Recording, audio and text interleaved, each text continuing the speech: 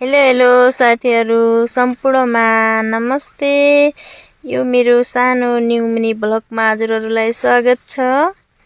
म चाहिँ आज टमाटरको चटनी कसरी बनाउने मेरो तरिका हजुरहरुलाई शेयर गर्दै छु। यो भिडियो हेरेर धेरै साथ सपोर्ट गरिदिनु होला अनि धेरै माया गरिदिनु होला। म हजुरहरुलाई मेरो यो टमाटरको चटनी बनाउने तरिका शेयर गरिरहेको छु। हेरेर साथ दिन नबिर्सनु होला साथीहरु। अनि लाइक कमेन्ट शेयर पनि गरिदिनु होला। यसरी टमाटर चट्टै काट्ने अनि खुर्सानी काट्ने। हरियो खुर्सानी पनि छ है धेरै। हाम्रो बारीमा एकदम धेरै टमाटर फलेको थियो। मैले हजुरहरुलाई अस्तिको भिडियोमा पनि देखाइसकेकी थिए। अनि खुर्सानी पनि धेरै फलेको देखाइ थिए। अनि भिडा यो सबै तरकारीहरु अस्तिको भिडियोमा हजुरहरुलाई देखाइसकेकी छु। अनि यसरी भाँडो बसाल्ने, त्यो भाँडोमा यसरी तेल हाल्ने, तेल जलिसकेपछि यसरी खुर्सानी पड्काउने।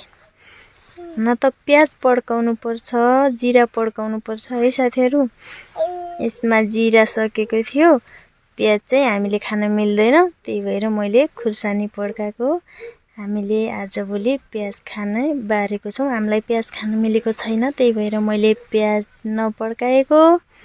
त्यही भएर खुर्सानी पड्काएकी हुँ साथीहरु।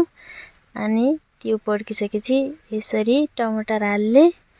टमाटर एकछिन पाकेपछि अनि नुन खुर्सानी हालेर यसरी पकाउने।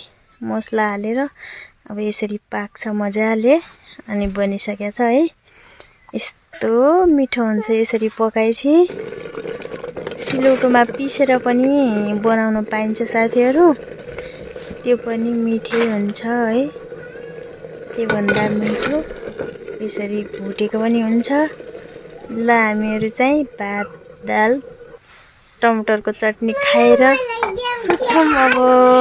हजुरहरु मेरो फेसबुकका प्यारा प्यारा साथीहरुलाई पनि मेरो तर्फबाट गुड नाइट।